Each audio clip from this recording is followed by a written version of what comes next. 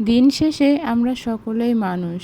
ভুল ভ্রান্তি, দোষ, ত্রুটি সব কিছুই আমাদের মধ্যে বিদ্যমান। কিন্তু আমরা অন্যকে জাজ করার সময় কখনোই নিজেদের সমস্যাগুলো, ভুলগুলোর কথা ভেবে দেখি না, তাই না? আসসালামু আলাইকুম এভরিওয়ান, কী অবস্থা সকলের? আশা করি সকলেই খুব ভালো আছেন। আলহামদুলিল্লাহ, আমিও খুব ভালো আছি। চলে আসলাম মেয়ের আবদারের আরও একটা রেসিপি নিয়ে। মেয়ে হুট করেই বলতেছে, আম্মু আমাকে পায়েস রান্না করে দাও। এখন হুটহাট করেই তো আর পায়েস রান্না করা যায় না, কিন্তু সেটা তো আর বুঝবে না। তো যাই হোক, তাকে অনেক কষ্টে বুঝিয়ে আমি চলে গেলাম রান্নাঘরে পায়েস রান্না করার জন্যে। এইখানে আমি 1.5 কেজি দুধকে জাল দিয়ে অর্ধেক করে ফেলছি, মানে প্রায় 700 কিংবা 800 গ্রাম হবে, এইরকম করে ফেলছি।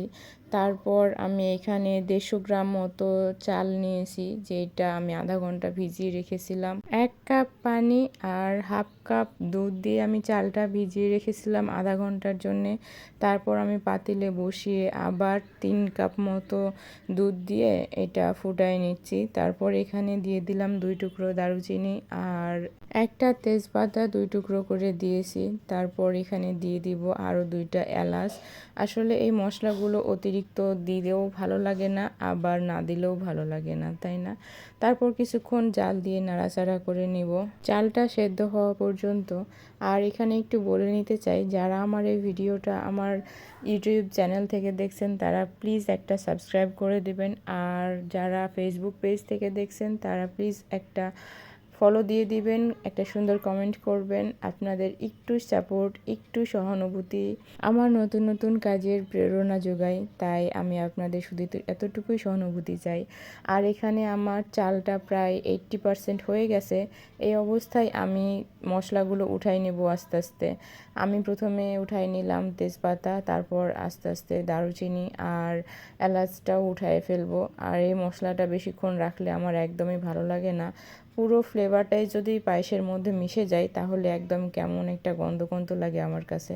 এজন্য আমি অর্ধেক সময় রেখেই আবার এটা ফেলাই দিই। তারপর আমি পাতিলটা অল্প আছে অন্য চুলায় বসাই দিলাম, আর এই চুলায় বসাই দিলাম গুড়ের শিরা বানানোর জন্যে। আজকে আমি আখের গুড়ের পায়েস বানাবো, যদিও এটা প্রথম বানাচ্ছি, কারণ এর আগে যতবার বানিয়েছি সব সময় আমি খেজুরের গুড়ের বানিয়েছি। আখের গুড়ের পায়েস আমার ওইভাবে বানানো হয় নাই। আমি এখানে 200 গ্রামের মতো গুড় নিয়েছি সব মিলিয়ে। তো সেইটাকে আমি আবার 1.5 কাপ মতো পানি দিয়ে ভালো করে ফুটিয়ে জাল দিয়ে নিব। আর এটা বলে রাখা ভালো, যদি গুড় সরাসরি পায়েসের মধ্যে দেওয়া হয় তবে সেটা ছানা কাটার সম্ভাবনাটা একটু বেশি থাকে, তাই এটা ভালো করে জাল দিয়ে ফুটিয়ে নিতে হয় শিরা বানিয়ে, তারপরেই পায়েসের ভিতরে দিতে হয়। তো আমি ওটা ভালোভাবে ফুটিয়ে নিয়েছি অফ ক্যামেরায়, সেটার ক্লিপ আর নেওয়া হয় নাই। আর আবারও আমি চলে আসলাম পায়েসে। আলহামদুলিল্লাহ, আমার পায়েসের চালটা 100% সেদ্ধ হয়ে গেছে। এই অবস্থায় আমি সেই জাল করে রাখা গুড়ের শিরাটা দিয়ে দিলাম। আমি অল্প একটু হাতে রেখে দিলাম, যতটা মিষ্টি খাবো আমি সেই অনুযায়ী দেব। মিষ্টির ব্যালেন্সটা ঠিক থাকলে আমি এটা আর দেবো না। এখানেই আমার পায়েস রান্না কমপ্লিট। আর যদি মিষ্টি একটু কম থাকে তবে আমি ওই পানিটা আবার অ্যাড করব। তারপর আমি ভালো করে নেড়ে চেড়ে পুরোটা মিশাই নিলাম। মিশানো হয়ে গেলে এইটা আবারও অল্প আঁচেই রেখে দেব, কারণ পায়েস রান্না করতে গেলে খুব বেশি আঁচের প্রয়োজন নেই। এখানে একটু বলে নিতে চাই, আমার ঠান্ডা লাগার কারণে আমার গলার ভয়েসটা একটু পরিবর্তন মনে হচ্ছে। কেউ কিছু মনে করবেন না, এটা অ্যাভয়েড করবেন। ভুল ত্রুটি সমস্যা তো মানুষেরই হয়, তাই না? আমিও তার ব্যতিক্রম নই।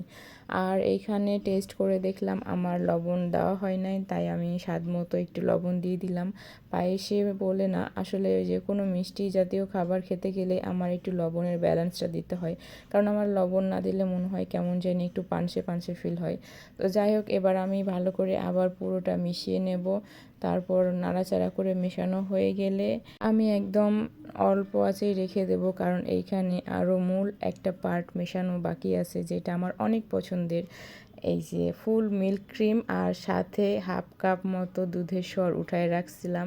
আমার ভালো করে মিক্সড করা হয় নাই, কারণ আমার মেয়ে ঘুম থেকে উঠে গেছিলো, তার জন্য তার কাছে যেতে হয়েছিল, তাই ভালো করে মেশাতে পারি নাই। আমি এবার পায়েসের সাথে মিশিয়ে সেটা একটু নাড়াচাড়া করে মিশিয়ে নেব।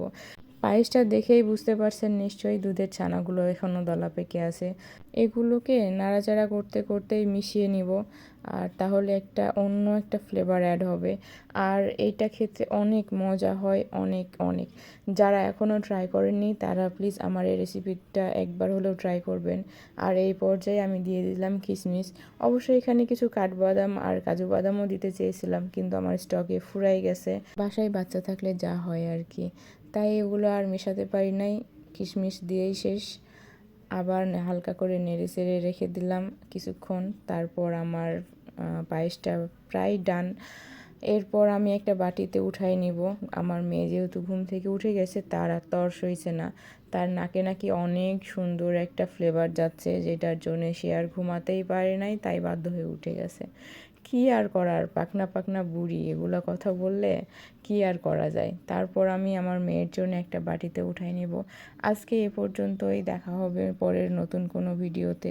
সেই পর্যন্ত আশা করি সকলেই খুব ভালো থাকবেন। আর যেটা বলতে চাই, নিজে ভালো থাকার জন্য কখনো অন্যকে কষ্ট দিয়ে কোনো কাজ করা ঠিক না। আর অন্যকে কষ্ট দিয়ে বা অন্যকে কাঁদিয়ে কখনো নিজে সুখী হওয়া যায় না, শুধুমাত্র এটুকুই বলতে চাই। তাই কখনো কাউকে কটু কথা বলে নিজে শান্তি পাওয়ার থেকে সেই জায়গা থেকে দূরে সরে যাওয়াই অনেক ভালো। কাউকে কাঁদিয়ে কখনোই সুখী হওয়া যায় না, ইহকালেও না পরকালেও না। তো আজকে এ পর্যন্তই, দেখা হবে পরে নতুন কোনো ভিডিওতে নতুন একটা রেসিপি নিয়ে। সেই পর্যন্ত সকলে ভালো থাকবেন, সুস্থ থাকবেন, আর আমার জন্য অনেক অনেক দোয়া রাখবেন। আপনাদের সকলের জন্য অনেক দোয়া আর ভালোবাসা রইল। আল্লাহ হাফেজ, আসসালামু আলাইকুম।